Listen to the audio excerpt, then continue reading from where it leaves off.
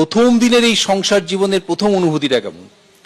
বাড়িতে একটা লোক ঢুকে পড়েছে এই আর কি, আর বেশি কিছু না। আমি একাতে কোনোদিন থাকি না, যেখানেই যাই লোকজন হই হই। এই বাড়িতে 20 জন লোক থাকে।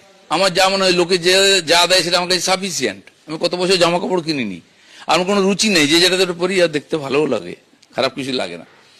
ইনি এসছেন আমার জীবনে, আমি ডাকিনি, আমি ভাবিনি। উনি হঠাৎ ধাম করে বলে দিলেন আমি বিয়ে করবো।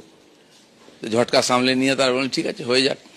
আমার জীবনে আমি প্রচারক, সঙ্গ বলছে বেলো প্রচারক, পার্টি বলেছে তুমি প্রেসিডেন্ট হও, আমি ওকে। বলে তুমি এমএলএ হও, আমি ওকে। হয়ে দেখিয়েছি MP, all India vice president. এমনকি এবারে বর্ধমানে লড়তে যাওয়া, সবাই বিরোধিতা করছে, আমি না বলেছিলাম রাজনীতিও করবো না আর ইলেকশন লড়বো না, কারণ এই পেছনের উদ্দেশ্যটা আমি জানি। কিন্তু যেহেতু পার্টি বলেছে, একমাত্র পার্টি ডিসিশন, আমি সৈনিক। আগুনে বললো ঝাঁপাবো, জলে বললো ঝাঁপাবো, ঝাঁপিয়েছি। আর আপনি দেখেছেন যখন ইলেকশন প্রচার হচ্ছিল, মনে হচ্ছে খালি বর্ধমানেই ভোট হচ্ছে। আমার চয়েস